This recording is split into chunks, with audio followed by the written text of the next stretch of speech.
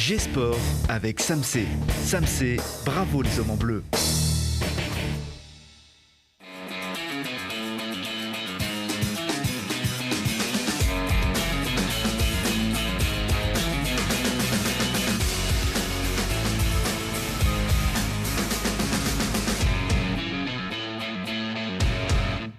Bienvenue à tous, très heureuse de vous retrouver en cet automne qui anticipe un peu sur les fêtes. On se croirait en pleine trêve des confiseurs. Le décor, justement, s'est adapté et pourtant pas du tout. On est en pleine surchauffe sur les terrains avec des bonnes et des moins bonnes nouvelles. Mais ici, on est positif. Pas avec nos tests, hein, mais en tout cas dans notre état d'esprit. Et on célèbre nos athlètes. Marion Rebuffet, Chloé Julie, championne du monde de roller hockey. Bravo, mesdames. Bienvenue. Merci, bonjour. Alors déjà depuis la fin de l'été, mais vous travaillez et forcément on s'adapte. Donc on est très heureuse de vous recevoir ici quelques semaines après. Un autre champion de Suisse avec la Ligue nationale A, avec Neuchâtel, vainqueur de la Coupe du Liechtenstein en tant qu'entraîneur en 2007. Il entraîne désormais le Grenoble Foot 38 en Ligue 2. Maurizio Iacobacci, bienvenue. Bonjour, merci. Benvenuto, on dit comme ça. Benvenuto aussi. Merci beaucoup. Ou willkommen. Aussi, parce que j'imagine que vous parlez toutes les langues de la Suisse, où vous avez fait toute votre carrière. Maurizio, je vous présente Peter Vallier, attaquant international des Brûleurs de Loups, donc au club de Grenoble et en équipe de France. Bonsoir Peter. Bonsoir, bonjour. Bonjour, bonsoir, peu importe à l'heure à laquelle vous nous regardez, en direct ou en replay, sur notre site télégrenoble.net, n'hésitez pas. Merci d'être là, parisien d'origine, hein, mais le feu des Grenoblois, des Brûleurs, lui va si bien.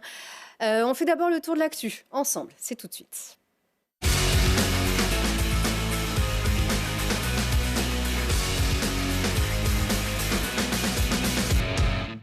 Et comme on vous a dit, on célèbre des champions. On a un champion de France, Johan Bonato. Il ajoute un 4e titre de champion de France des rallyes à son beau palmarès. On le sentait venir celui-là et il est venu. Le pilote des Deux Alpes a assuré, tandis que son concurrent principal a été contraint à l'abandon au rallye du Var. Une joie toute réservée quand même pour Johan, qui est très affecté par l'accident grave dont a été victime un de ses amis, le pilote haut-savoyard Ludovic Gall. Les dernières nouvelles était plutôt rassurante. On espère que c'est bien le cas. Le sport, c'est aussi ça. Regardez cette image, une émotion partagée avec son adversaire au bout de la nuit. Thomas Cardin remporte la mythique Saint-Élion avec une arrivée mythique, elle aussi. Le Mélanais a conclu les 78 km de la course Rennes, main dans la main, avec le Stéphanois Romain Lieu en 5h56 et 36 secondes. Qui dit mieux ici? Vainqueur ex aequo sur plus de 15 000 coureurs. Voilà, bravo à eux deux. Et puis, comme un clin d'œil 10 ans après le premier choc du FCG au Stade des Alpes contre Bourgoin, qui avait lancé à l'époque la course folle en ligne droite vers la montée en top 14, le FCG Rugby remporte enfin cette saison une jolie victoire au Stade des Alpes, certes contre la Lanterne Rouge, un club mythique, lui aussi Narbonne, certes à 15 contre 14 en seconde mi-temps, mais on ne va pas chipoter à raison de 4 défaites et 1 nul. Les Grenoblois n'avaient pas gagné depuis le 7 octobre. Ils s'imposent cette fois 28-8. Il reste 12e de Pro D2. On y va, on va au bout de cet essai, on le regarde. C'est Mathis Saragalé, le talonneur, qui marque. Voilà, un pilier, Régis Montagne qui marque le premier, un talonneur qui marque le deuxième. C'est bien les avants. Voilà. Et un nouveau carton des Brûleurs de Loups sur leur glace de pôle sud. Et ils confirment leur niveau devant une très bonne équipe de Cergy, qui avait subi 2 petits revers à Angers et à Bordeaux. Les hockeyeurs grenoblois gardent largement la tête de Ligue Magnus. N'est-ce pas, Peter ? Elle fait quand même du bien, cette victoire. Elle fait du bien, Cergy en confiance depuis un moment maintenant. C'est un promu depuis 2 ans et ils ont les meilleurs pointeurs du championnat avec Ordelallé et un Américain. Un gros recrutement, hein. Ouais. Donc, on avait à cœur de garder notre style de jeu de leader, de ne pas subir. Et ils l'ont fait, brillamment. Ouais, de belle manière. C'est vrai que seul Angers, vous avez battu jusqu'ici, et 2 fois d'ailleurs, hein, aller et retour, donc à Pôle Sud et puis chez eux. Et puis Bordeaux au tir au but. Ouais. On n'aime pas vous voir perdre, tant on vous voit gagner d'une manière absolument suprême d'ailleurs à chacune de vos sorties. Non, c'est vrai. Après, on perd aussi, hein, ça arrive. Donc voilà, on a 3 défaites. Je pense que c'est pas mal. C'est un bilan qui est plutôt positif. On est premier. Mm. C'est le principal. Après, on se sert de ces défaites pour rebondir. Donc de temps en temps, ça fait du bien de prendre une claque et pour repartir. C'est des petites claques, hein, Des en petites l'occurrence, claques, des et des petites grosses claques. réactions derrière. On revient évidemment vers les brûleurs dans un petit instant. On revient quand même sur le sol un peu moins glissant. En tout cas, ça dépend. Il est glissant quand même pour les roller hockeyeurs, hein. Les Yetis, un club vraiment, les Yetis au palmarès tellement envié dans l'élite, hein, vainqueur de la Coupe d'Europe en 2008 et en 2010, vice-champion de France en 2014, vainqueur de la Coupe de France en 2017, en 2018, et là, il traîne la patte, ce club, à la 7e place sur 10 équipes. Après une 3e défaite d'affilée, cette fois c'est Vierzon qui a gagné, hein, donc à domicile, à Halle-Clémenceau, défaite 2-6. Marion, qu'est-ce qui se passe? C'est vrai que ce début de saison est compliqué. Les victoires, voilà, on n'arrive pas à les avoir. On a perdu quelques matchs, mais d'un but, ça joue vraiment à rien. Donc là, c'est un peu compliqué, effectivement. Mais voilà, il y a 2 matchs qui arrivent qui vont être très importants contre Paris et contre Angers, qui sont derrière nous au classement, justement. Et il va falloir se remobiliser et gagner ces points pour rester dans le milieu de tableau. Vous en parlez comme si vous y jouiez dans cette équipe de garçons. Ça Oui, tombe bien. j'y joue. Oui, j'y joue. Vous êtes la gardienne. Voilà, je fais quelques matchs avec l'élite. Depuis le début de saison, j'en ai fait 2.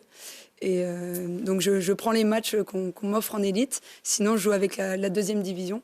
Mais c'est vrai que dès que je peux jouer avec l'élite, j'en profite. On espère aussi. On en reparle d'ailleurs, hein, tout à l'heure aussi avec vous. Et on enchaîne avec une autre déception pour terminer ce tour de l'actu. C'est un 8e tour fatal pour le GF38 qui est éliminé de Coupe de France. Les Grenoblois sont sortis dès leur 2e match, hein, dans cette coupe, par Andrézieux qui évolue 2 divisions en dessous en National 2. Et les valeureux joueurs de la Loire poursuivent l'aventure grâce à leur victoire 3-0. Maurizio Iacobacci, on sait qu'il vous manquait du monde pour ce match. Yorick Ravé, Brice Maubleu suspendu, David Hennen, Florian Michel, Joris Correa aussi qui est en rééducation à Clairefontaine. Ça n'explique pas tout. Effectivement, ça donne la possibilité aux joueurs qui ont joué de se mettre en valeur. Pour ça, on a aussi un groupe de 23 à 27 joueurs. Et puis malheureusement, on n'était pas présent, hein. Il faut le dire, on n'était pas présent sur l'agressivité, la mentalité à avoir pour jouer ce match. Et ils ont accepté le verdict comme il était. Ils ont mérité de passer le tour. Et nous, il faut se pencher maintenant dans le championnat qui est quand même le but primaire. C'est vrai que 3-0, c'est une défaite sévère. Vous parlez d'agressivité, elle a eu lieu, hein, mais en marge de ce match, votre bus, vous êtes resté confiné dans votre bus avant de partir. Il y a eu des heurts entre supporters. Comment vous vivez cette situation ? Le bus a été escorté après. Hein. Oui, mais comme moi je suis sorti, les supporters étaient déjà partis. Donc quand on est parti avec le bus, il n'y avait absolument pas de situation telle comme on l'était décrit, quoi, pardon. Ça va. C'est vrai que non, c'était pas dans ce sens. Les supporters, on les a pas eu. On vous remercie encore d'être ici alors qu'on se pose beaucoup de questions, bien sûr. Le mercato arrive, hein, c'est du 1er janvier au 31. Je vais y arriver. C'est du 1er au 31 janvier. C'est ça, oui. On est déjà la tête dans les fêtes, alors on ne sait plus tellement où on est. Votre équipe est 10e de Ligue 2 avec 6 victoires, 3 nuls et 7 défaites. Première moitié de tableau, le bilan est favorable. Oui, je crois qu'on peut être satisfait du classement. Et puis, comme on a pu réagir, surtout par rapport au début de championnat, qui était vraiment très, très compliqué. On n'était pas chez nous à la maison, on jouait les matchs à la maison à 3 heures d'ici. Donc, on rappelle que la pelouse était en train d'être refaite, elle n'était pas terminée. Vous arrivez aux commandes de cette équipe et vous avez perdu plusieurs fois d'affilée. Hein. Oui, 3 et défaites puis d'affilée pour commencer. il faut tenir compte qu'on a joué quand même des équipes de haut du tableau. Hein, il ne faut pas oublier ça. Et puis nous, on n'était pas encore prêts, on n'avait pas encore l'équipe en place. Il y avait des joueurs qui petit à petit, ils arrivaient à Grenoble et il fallait aussi encore s'y faire. Et donc il fallait un petit peu de temps pour mettre en place vraiment une équipe qui pouvait justement avoir cette confidence ensemble. Et puis dès notre arrivée au Stade des Alpes, on a quand même enchaîné des victoires très importantes. Et on a vu combien est important de pouvoir jouer chez nous. Oui, avec ce beau public hein, et cette belle ambiance. Absolument, oui, Mm, mm. absolument. Et c'est pour ça que vous avez pu redresser la barre. Et puis, la mayonnaise a pris aussi petit à petit. Et c'est pour ça qu'on se demande, est-ce qu'il faut vraiment s'inquiéter de ces derniers résultats? Vous êtes tombé à Valenciennes également. Vous aviez gagné auparavant face à Dunkerque. Mais cette élimination en Coupe de France, est-ce qu'il faut s'en inquiéter? Disons que je pense que les joueurs, eux, sont les premiers à y réfléchir à ce qui s'est passé samedi. Et je pense que c'est eux les premiers à se mettre au boulot, à travailler encore plus fort pour justement se présenter dans une autre situation. Ça veut dire que le prochain match au Havre, à la maison, on veut absolument le gagner. C'est notre dernier match du premier tour chez nous au Stade des Alpes. Donc, on veut finir vraiment le premier tour à la maison avec une victoire. Et je pense que les premiers à vouloir le faire, c'est les joueurs eux-mêmes. Oui, c'est à 21h au Stade des Alpes ce vendredi. Le Havre qui est encore bien classé à la 6e place, mais qui reste aussi sur une défaite et un nul. Il y a beaucoup de choses qui peuvent basculer. Vous, plutôt vers le haut, le Havre vers le bas. C'est un match clé et normalement, votre équipe réagit plutôt bien au pied du mur. Oui, elle l'a fait. Et donc, moi, comme entraîneur, je fais confiance justement au groupe qui réfléchissent vraiment à ce qu'on a pu faire samedi et ce qui ne doit plus arriver à nous, justement, rendre les armes comme on les a rendues samedi passé. Mais encore une fois, c'est une autre compétition. Le championnat, c'est quand même autre chose encore. Et on sait bien qu'est-ce qu'on va nous attendre contre le Havre, mais encore une fois, on joue à la maison et on veut absolument finir bien chez nous à la maison au premier tour. Et pour ça, il faut aussi vous renforcer au mercato. Est-ce que vous en avez les moyens? Ben, moi, je fais plein confiance à Max Marty, notre directeur général. Qui a des ambitions fortes. Qui a aussi des ambitions fortes, effectivement. C'est vrai que c'est une année de transition, comme on l'a dit dès le début. Mais on sait bien combien c'est important d'avoir justement une force d'attaque qui permet au reste d'équipe de justement souffler aussi, de se faire respecter aussi. Et on tient bien la route défensivement, hein, même si samedi on a pris 3 buts. Mais on tient bien la route défensivement. Donc c'est surtout offensivement qu'il faut réagir parce que les derniers buts qu'on a marqués, c'est avec des défenseurs. Oui. Et est-ce qu'on peut vraiment se baser sur ces derniers matchs de Coupe de France pour prendre des décisions? Non, c'est pas prendre des décisions par rapport au dernier match qu'on a fait. Ça ne révèle pas un peu votre chantier, le chantier que vous avez devant vous? Non, il faut pas oublier qu'on a Correa aussi qui est arrivé comme attaquant et puis qui s'est blessé rapidement. Donc lui, il va arriver à la fin décembre. Je pense qu'il sera de nouveau parmi nous. Mais on a quand même perdu deux joueurs très importants de la saison passée, comme Vili et comme JT. Et qui ont, eux deux, marqué quand même 15 buts dans la saison. Donc, on a perdu aussi un milieu de terrain offensif avec Benet, qui, lui, tout seul, il avait marqué 9 buts. Donc, on a quand même perdu pas mal de buts. Et aujourd'hui, on peine un petit peu à, justement, marquer des buts. Et ça, il faut absolument vouloir le corriger. Rien enlever aux attaquants qu'on a actuellement avec Anani, avec Diallo, Enen, etc. Donc, mais la concurrence permet aussi de s'améliorer, de grandir. Vous craignez de perdre du monde? En tout cas des joueurs phares? pendant ce mercato? Non, je ne pense pas pendant ce mercato. On va réfléchir un petit peu à comment doit se baser le groupe parce qu'on n'a que le championnat maintenant et peut-être un ou l'autre joueur, on va éventuellement le libérer parce que sinon on est trop de joueurs. On peut savoir qui? Je tente le coup. Non, pas encore. D'accord, okay. On ne sait jamais. Maurizio, vous êtes italien, né en Suisse. Alors, toute votre carrière s'est jouée sous le drapeau suisse. Alors, je crois à 2 exceptions près, un an en Autriche, à Innsbruck, et puis Grenoble, depuis fin août. Alors, juste, pourquoi cette nationalité italienne que vous avez toujours gardée comme seule et unique nationalité? Même moi, comme jeune, j'avais des cheveux longs. Donc, si je devais aller en militaire, il fallait les couper. À l'époque, il n'y avait pas une école militaire sportive en Suisse. Ça n'existait pas. Et moi, j'ai débuté en Ligue 1 en Suisse à 16 ans. Donc, très, très jeune. Et à 18 ans, j'aurais dû faire le militaire si j'aurais été suisse. Et à 18 ans, j'étais en plein boom dans ma carrière. Et je ne voulais pas louper justement cette chance de footballeur.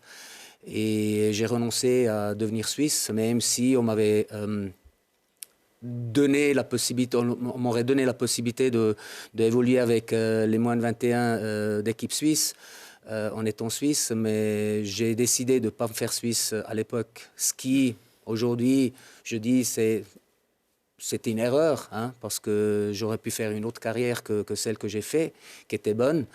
Mais je pense que ça m'aurait de pouvoir ouvrir aussi des autres portes à l'époque. Mais il ne faut pas avoir de regrets. Je suis italien encore. C'est possible que la nationalité, je vais la faire quand même dans les prochaines années, parce que je ne vais pas devoir quitter un pays comme la Suisse qui m'a quand même donné pas mal. Oui. C'est ça.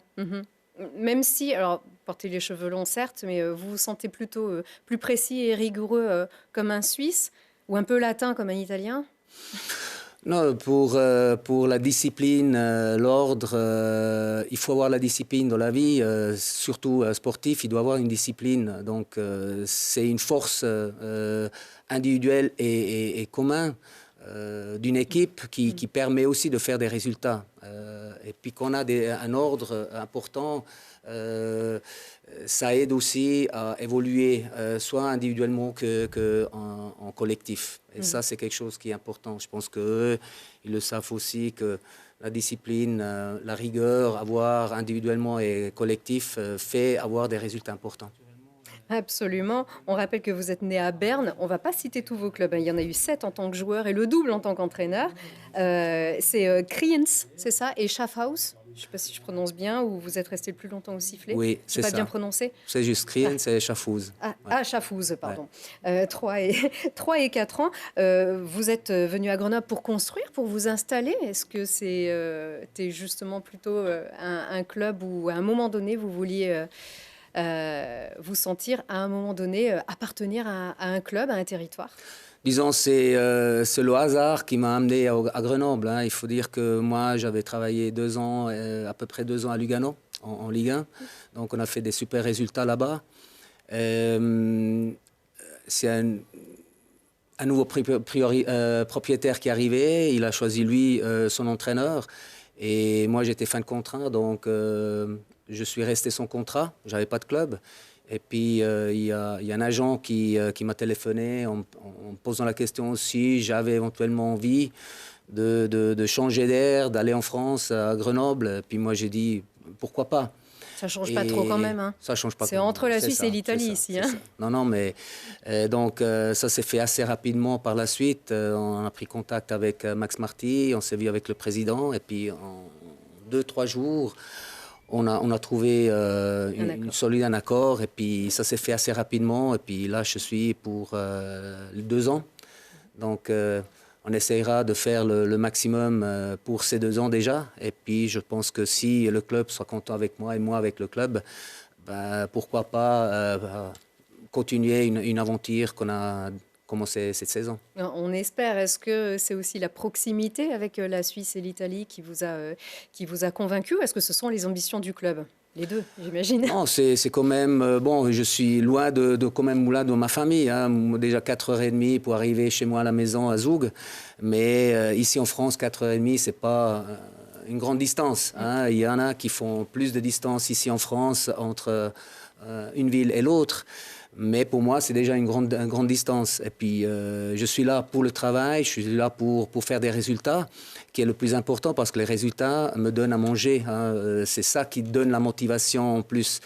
Mais faire évoluer quand même individuellement un joueur et l'équipe à soi, c'est quand même déjà un résultat important, parce que faire une évolution permet aussi de faire des résultats. Et je pense que Grenoble a des ambitions, c'est une année de transition, mais on veut quand même faire un bon championnat déjà cette saison et puis évoluer encore pour la saison prochaine, parce que les saisons prochaines seront très difficiles, parce qu'il y aura en Ligue 1 et Ligue 2 que 18 équipes sur 20 qui y a maintenant. Donc c'est très difficile. Donc il faut y aller, et on sait que les résultats amènent aussi le public et l'ambiance, etc. On va bien sûr en parler avec les Brûleurs de Louze dans un petit instant. Peter, fan de foot?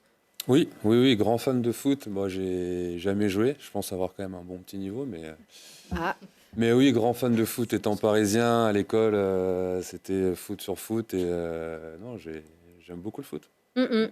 Et c'est vrai que souvent vous jouez en même temps avec le GF, même parfois avec le FCG, quand ça joue le vendredi soir. Donc on est sûr qu'il va se créer quelque chose ici sur ce plateau. On sait qu'à l'heure où on enregistre, l'entraînement est pour bientôt. Vous êtes libre, soit vous restez avec nous, soit vous nous quittez dans quelques petits instants. Mais merci beaucoup, en tout cas, Maurizio, d'être venu. On a un petit jingle pour ces demoiselles aussi, qui sont aussi nos invités.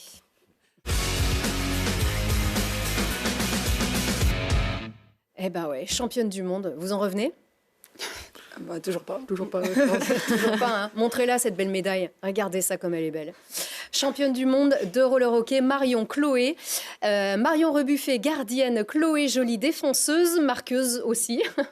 C'est arrivé près de chez vous, hein, en septembre dernier, en Italie, contre l'Espagne. Un tournoi de rêve pour vous? Ah ouais, complètement. Déjà de revenir à une compétition après la période qu'il y a eu du Covid, vraiment... C'était déjà incroyable pour nous de rejouer. On n'avait pas fait de tournoi depuis presque 1 an et demi. Et donc là, de se retrouver tout ensemble, d'avoir travaillé pour ça, et c'était juste déjà incroyable. Et après, avec le résultat, encore plus, quoi. Alors avec ce match, justement, on y est. Alors à vous qui avez connu Marion, 6 championnats du monde, en Italie, en République tchèque, en Chine. Allez, on vous regarde. Ici, vous jouez contre les favorites. Et poum, ça c'est Chloé qui marque. Chloé Joly qui marque le but, le seul, de la rencontre en toute fin de première période. Il reste 1 seconde, hein, même pas. Justement, il n'y aura pas d'autres tirs. Et donc, voilà. Enfin, si, il y aura d'autres tirs. Il n'y aura pas de tir gagnant. Il n'y aura pas d'autres réalisations comme celle-ci. Vraiment, bravo. Il fallait le faire en plus. Hein. C'est un but mais vraiment somptueux. Ça se joue à un cheveu, cette finale. Oui, c'est le cas de le dire. Là, il reste 1 minute 10. C'était un peu la panique à Barbara. Ouais. Là, on voit Marion. Hein. Regardez ça. Je sais pas si... Oui, je crois que j'ai mis le ralenti. Des arrêts comme ça. Hein. Peter, on n'en voit pas beaucoup non plus en élite. C'est absolument génial. Voilà. Alors, voilà, on regarde ici Marion à l'œuvre. Pif, paf, je ne sais pas combien d'arrêts il y a. De la mitaine, de la botte, de tout, en fait, du corps en entier. C'est n'importe quoi, là. Mais bon, il fallait le faire. Hein. De toute façon, il fallait tout donner jusqu'au bout. Et voilà, on a tenu vraiment le match parce qu'on s'est fait dominer, franchement, de bout en bout. Et on marque ce but assez improbable en fin de première période. Et on tient vraiment, on donne toutes nos forces dans la bataille. Et on a à peine la force de célébrer à la fin. Vraiment, on est au bout du rouleau. Mais voilà, ça valait le coup largement. Il y a vraiment, vraiment du niveau. Hein. Ouais, ça joue vraiment. Ouais, il y avait du niveau là, sur la compétition. Mais ouais, on a su prendre match par match, comme le coach nous le disait chaque jour. Et on a réussi des belles performances, on a réussi à marquer beaucoup de buts. Et notamment contre les USA, où on gagne 5-0 alors qu'on ne les avait jamais battus. Donc voilà, c'est ça, historique. C'était vraiment le tournoi pour vous. Je vois, Peter, vous regardez très humblement, hein, c'est vrai. Et même moi, lorsque je vois ces images, mais j'imagine de la glace aussi, c'est aussi rapide. Enfin, elles jouent à fond quand même, ces filles. Bah ouais, non, c'est clair. Et puis comme elles l'ont dit, elles n'étaient pas favorites, elles ont gagné le match 1-0, donc j'imagine qu'elles ont respecté les consignes. Elles ont tout donné, et puis bah voilà, la récompense autour du coup, c'est magnifique, c'est génial. C'est génial, vraiment bravo encore à vous. Vous travaillez toutes les deux. Alors Marion, vous êtes... Chloé, qu'est-ce que vous faites déjà? Moi, je suis étudiante, je suis en management du sport et à côté, je fais un service civique pour la Ligue Auvergne-Rhône-Alpes de roller et skateboard. D'accord, et ça consiste en quoi du coup cette En mission gros, de là, service civique j'ai pas encore commencé, je commence la semaine prochaine, mais en gros, c'est la promotion du roller dans toute la région et pour les publics un peu moins, par exemple les féminines, c'est un peu moins développé et aller vers ce public. On a une troisième grenobloise aussi championne du monde. Hein. C'est Charlotte. C'est Charlotte. Voilà, c'est Charlotte. Marion, vous êtes prof de sport au collège de la Tour du Pin. Alors, regardez vos élèves du collège Saint-Bruno qui vous ont réservé une petite surprise devant la caméra du Dauphiné libéré. Hein, c'est important. Et cette vidéo d'Aurélie Solégère et Mégane Gillet. Alors, on peut revoir ça à loisir sur le site ledauphiné.com. C'était le 16 septembre, cette vidéo. Vous vous attendiez pas trop à ça, je crois. Hein. Ah mais pas du tout. Il m'avait fait la surprise, ma chef avait envoyé plein de mails aux élèves, aux parents, enfin tout le monde est au courant, moi j'ai rien vu venir. Et je suis rentrée dans la cour, ils m'attendaient tous, la musique, le drone, enfin c'était incroyable, les drapeaux, ils avaient tous ramené, plein de bleu, blanc, rouge, et c'était incroyable, enfin j'en reviens toujours pas. Et je pense qu'ils en reviennent toujours pas non plus d'ailleurs d'avoir une prof championne du monde. Ouais, ils me le disent souvent, donc c'est vrai que ça fait plaisir. Ça marche pour les motiver un peu là, c'est un gage de crédibilité quand même. Hein. Ah oui, là ils ont plus le choix. Mais ça m'a surpris et c'est vraiment un accueil incroyable que j'ai eu. Franchement, je les remercie encore. Ouais. Ça doit bien marcher. On a envie de faire des efforts. Hein. Dans ces cas-là, on se laisse pas faire. Marion, meilleure gardienne de ces championnats du monde. En plus, il est là, le beau trophée. Parce que, alors, un coup, vous vous appelez Marion Mousseau, un coup, vous vous appelez Marion Rebuffet. Alors, votre mari est gardien également chez les Yetis, enfin, ancien gardien et entraîneur aujourd'hui. Votre frère était gardien aussi. On s'y perd un peu. Hein. Oui, toute la famille, en fait. J'ai 2 frères et une sœur. On était tous gardiens. Pourquoi c'est vrai que c'est un rôle clé. Normalement, quand on commence le hockey, on veut toujours être gardien. Il y a un peu ce mythe du gardien. Je ne sais pas si c'était votre cas, Peter. Non, pas trop. Il y en a qui ne veulent pas. C'était ça, Maurizio, non gardien dans vos cages? Moi, j'étais gardien quand j'étais vraiment dans les juniors, petit. Donc, j'aimais bien être dans les gardiens, être gardien, aussi dans l'handball. Je faisais aussi du handball, donc j'étais aussi là, gardien. Mais c'est pas resté. C'est pas resté. J'ai opté pour être attaquant, donc ça fait pour moi plus plaisir de marquer des buts que de subir, sauf si j'en subis pas. Mais être gardien, il faut avoir quand même une grande force, et puis c'est pas évident. C'est ça, c'est la porte, le portier. Donc c'est une vocation. Et puis, voilà, c'est ça. Et puis ça aide, en plus, j'imagine, en famille. C'est une vocation et on vous voit donc ici, c'était il y a quelques années ça, à l'entraînement et avec les garçons, puisqu'on peut faire jouer en championnat élite de roller hockey des filles avec les garçons, c'est pas un souci. Bien sûr, le roller hockey a cette particularité, c'est que c'est mixte totalement, de tout petit à senior.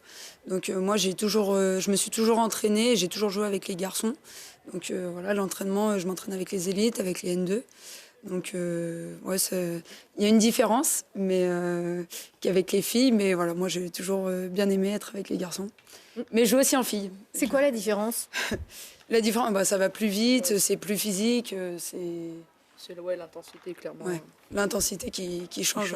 Flo aussi, vous avez joué avec les garçons? Oui, moi je joue en N2 avec Marion. Ouais. Mais pas en élite. En élite, pour le coup, pour les joueuses, c'est vraiment physiquement, c'est vraiment dur d'accéder. Il y en a qu'une qui a réussi à accéder au championnat élite et c'est vraiment compliqué. Ouais, mais quand on vous voit jouer en finale comme ça et marquer des buts comme ça leur donne pas un petit peu des intentions quand même? Bon, on aimerait bien, mais non, mais je le sais, on le sait toutes les filles, physiquement, on est quand même un cran en dessous. Donc pour être contre des garçons en élite au meilleur niveau, c'est vraiment très, très compliqué. Vous avez toutes les deux commencé avec le roller? Ou avec la glace, ça vous a tenté aussi? Moi, j'ai jamais fait de hockey sur glace. J'ai commencé directement avec le hockey. Moi, j'ai commencé par la glace au Français Volant parce que je viens de Paris. De Paris. Et Donc, ouais. j'ai joué au Français Volant plusieurs années. Et puis après, voilà, ça a basculé, roller-glace en même temps. Et puis, je suis passée que au roller. Je suis revenue un petit peu à la glace à Deuil-la-Barre. Et voilà, je suis descendue dans la région grenobloise et je suis passée que au roller. Mm. Voilà, avec les Yetis, j'ai aussi fait Villarbonneau et Grand-Lens. Ouais, mais c'est des chouettes clubs quelques aussi. clubs. Il y a un club à Vars, il y a des clubs à Pont-de-Clé. Enfin, c'est vrai que ça marche super bien le roller hockey C'est- ici. Peter, la case roller aussi Peut-être pendant après, l'été mais sinon pour l'instant l'été Non. beaucoup. Mais Ouais. non, je reste encore fidèle à la glace. Mais c'est vrai qu'il y a une tradition quand même aussi avec le roller. On voit parfois des filles avec le roller et même le hockey. Je crois qu'il y a une gardienne à Caen, c'est ça, en D2. Je ne sais pas glace. s'il y a encore. Mais c'est vrai que c'est une fille qui garde les cages de Caen en D2. Alors, je ne sais pas si ça se développe vraiment davantage aussi du côté des filles. On sait que vous avez un beau palmarès aussi du côté des filles. Vous avez été championne de France. Il faudrait que je reprenne un peu mes petites Antilles sèches. Mais des beaux titres quand même aussi chez les... Ah, je ne les trouve pas, mais oui, championne de France 7 fois entre 2000 et 2011. Voilà, je savais qu'il y avait quand même un sacré beau palmarès du côté des filles chez les Yetis.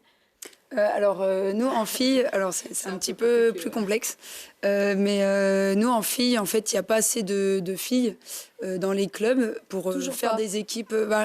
Ça se augmente. construit, ça commence voilà, à augmenter, mais voilà, ça reste compliqué et on a monté une équipe des Halls en 2016, je dirais, 15-16, avec les filles de la région. Donc voilà, ça vient un peu de Thonon, d'Annecy, de Lyon. Enfin, voilà, c'est Il un faut peu se partout. rassembler pour pouvoir faire le nombre. alors. Voilà, on s'est rassemblés pour faire le nombre et donc c'était jeune équipe. Voilà, il y avait les Yetis qui avaient une équipe féminine avant, voilà, qui ont eu des titres entre 2000, Ils ont eu un titre en 2011.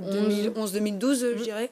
Et après, voilà, il y a eu les Halls dans la région en 2016. On a réussi à être championne de France et gagner la Coupe de France juste après. Donc voilà, on en est là. Et donc avec les filles, voilà, cette saison, on a bien démarré par 2 victoires, mais voilà, ça continue le week-end prochain. Mais oui, mais ça va le faire parce que c'est un super sport à jouer, c'est un super sport d'équipe et on espère évidemment que ça se développe. Autant qu'avec les BDL d'ailleurs, hein, les filles, c'est vrai que ça marche aussi, ça pourrait marcher mieux comme dans d'autres pays où vraiment il n'y a aucune différence entre les garçons et les filles. C'est un sport aussi bien pour les filles que chez les garçons et chez les brûleurs de loups. C'est une femme qui apprend le hockey, qui apprend les premiers pas de hockey.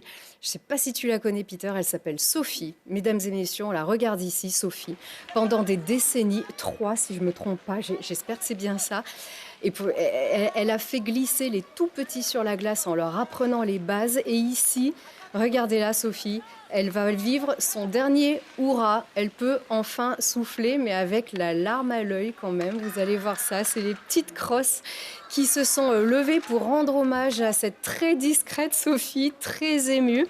Ce sont vraiment les premiers pas de ces petits qui peut-être joueront au même niveau que Peter dans quelques temps. Voilà une super enseignante, une super nana vraiment, Sophie. On voit aussi Véronique Carto-Treille, la maman de Sacha, qui est ici d'ailleurs, Sacha, avec son petit dernier d'ailleurs, qui apprend lui aussi.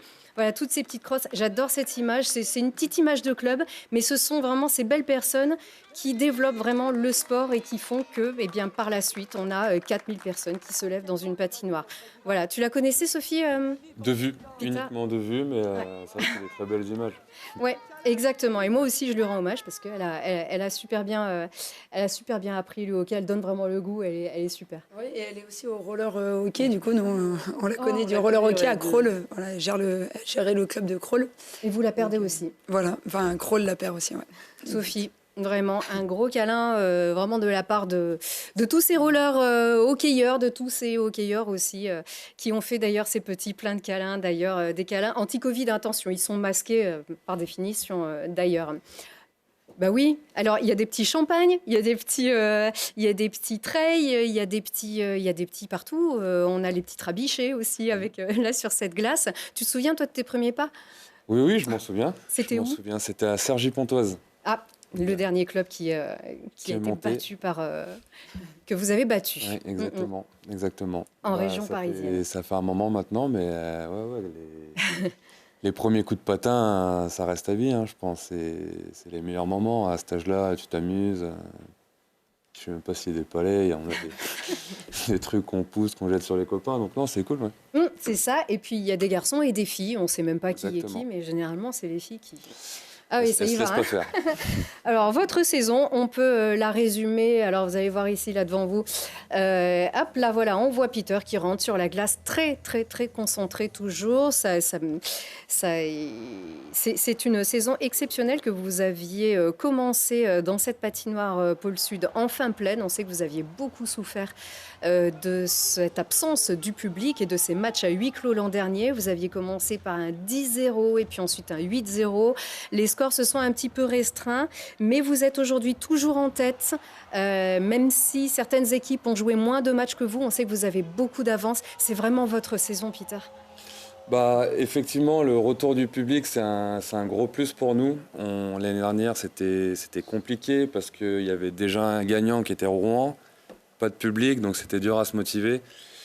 Et là, La moitié vraiment, des matchs. ouais, voilà, c'est ça. Et là, vraiment, le fait de retrouver un public qui est, je pense, plus nombreux que les années d'avant, qui nous pousse énormément, ça nous encourage. Le 10-0, voilà, c'était le signe qu'on était prêt et qu'on avait envie de se montrer, de montrer à tout le monde que voilà, le hockey était de retour et que nous, joueurs, on était plus motivés que jamais. Donc ouais, très bon début de saison, pour l'instant premier. Ouais, je ne sais plus avec la Coupe si ça vous fait 14 matchs de jouer. En tout cas, vous n'avez perdu que 3 fois, dont une fois au tir au but. Maurizio, c'est bien que vous soyez là parce que c'est ça aussi qu'on voulait vous montrer. Regardez ce que c'est, les brûleurs de loup. Vous avez vu ici, vous avez un gros un panneau d'affichage, c'est un cube. Vous avez un loup qui crache du feu, du vrai feu. Hein. Attention, alors ils ne sont pas là, hein, les joueurs, ils ne sont pas en dessous. Ils sont encore sur les écrans ou cachés derrière un loup gonflable. On a un autre loup aussi qui cartonne et qui se déhanche avec les pom-pom girls. Il y a un public de fous qui est toujours absolument ravi, qui fait la hola. Ça se vit vraiment. C'est vrai que c'est culturel, hein, les brûleurs de loups. Est-ce que, toi, Peter, qui a vraiment traversé toutes les patinoires de France et du monde, hein, même d'ailleurs, il y a vraiment un truc en plus à Grenoble. Oui, exactement. Et en plus, Il y a une marmotte en plus. Ça, je ne sais pas si on le verra ailleurs. Mon fils l'adore. Ah bah voilà le mien d'ailleurs. Je peux vous dire, il est content aussi. Si, le nouveau loup, ça fait une grosse différence. Comme je disais, j'ai l'impression qu'il y a beaucoup plus de monde cette année. L'ambiance est incroyable. Je ne sais pas si c'est parce que le hockey a manqué aussi. Le hockey, le sport, je pense que c'est pareil un peu partout. Mais vraiment, cette année, le côté chaud, Pop-Home Girl, Jeff Leloup qui, avec ses danses folles, enflamme tout le monde. Non, il y a vraiment un côté chaud américain cette année qui plaît beaucoup. Moi, j'ai eu la chance de voir le match de Cergy. Enfin, la chance. J'aurais préféré être sur la glace, mais j'ai pu voir de l'extérieur, parce que quand on est à l'intérieur, nous, on ne voit pas tout le show. Et c'est vrai que c'est vraiment sympa, ça se rapproche de ce qu'on fait aux États-Unis, et c'est cool. Ouais, mais à la grenobloise aussi, en célébrant exactement. un peu le territoire. Je suppose que ça donne envie aussi, même si on n'a rien à envier à votre public du GF38. C'est un club historique et qui marche bien aussi, c'est le club des supporters, les RK. Et il y a du public aussi qui vient vous voir. On rêve encore de ce stade des Alpes plein à craquer et de ce super état d'esprit aussi. Le stade, avoir le stade plat au stade des Alpes, ça fait une poussée incroyable. Je crois que déjà, à moitié plein, c'est déjà quelque chose d'extraordinaire. Donc, nous, on doit faire le maximum pour amener un foot plaisant et amener aussi le public de nouveau stade. Ça, c'est important. Lugano, vous étiez allé voir un match de hockey là-bas, en Suisse? J'allais voir aussi, ouais. Ah. Ouais. Eh bien, allez, il faut aller voir les brûleurs. Absolument. On a juste un grand... Lugano, ça nous parle, hein, à nous qui connaissons, mais c'est là-bas que s'était révélé un des meilleurs gardiens du monde, hein, Christo Baluette, qui était formé ici au Brûleurs de Loup et qui était parti à Lugano avant de partir ensuite au Canadien de Montréal, à Chicago, voilà, où il a gagné la Coupe Stanley. Rien que ça, voilà, justement. Donc, c'est ça, Grenoble. Je suppose que quand on vient de la région parisienne, Grenoble, c'est un petit peu le bout du monde, peut-être. Est-ce que tu t'attendais vraiment à trouver ça en arrivant à Grenoble? Je savais que c'était une ville de hockey. Je savais qu'il y avait du monde, que le club était pro. Je savais qu'ici, un joueur de hockey ne manquait de rien. Donc, je savais un peu où je mettais les pieds parce que Grenoble, c'est, je vais le dire, le plus gros club, je pense, français. Donc oui, je savais où je mettais les pieds et puis ça confirme tout ce que j'ai entendu. C'est vraiment un club qui prend soin de ses joueurs, des supporters qui sont derrière les joueurs. Et c'est très plaisant de jouer à Grenoble. Et un club qui gagne, tu es arrivé dans ce club qui club était qui champion gagne. de France. Exactement. Voilà, et qui ensuite, interruption pour Covid, moitié de championnat gagné par Rouen de belle manière aussi, hein, ça il faut quand même bien le dire. Et cette fois-ci, la coupe est au bout. En tout cas, vous ne mettez pas d'autres objectifs. Hein. Non, surtout qu'on n'est plus dans la Coupe de France, donc il nous en reste qu'un, c'est le championnat. Donc on va tout donner. Et c'est vrai que depuis que je suis ici, moi j'ai pas fait de play-off à cause du Covid, donc j'aimerais bien gagner quelque chose quand même. Oui. Sinon je vais être le seul joueur passé à Grenoble sans trophée et ça me fait un peu chier.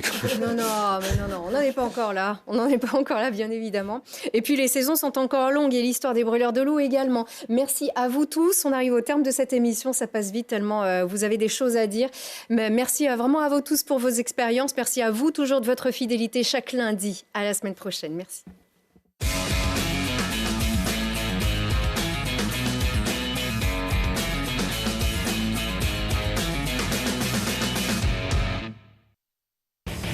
G-Sport avec Samsé.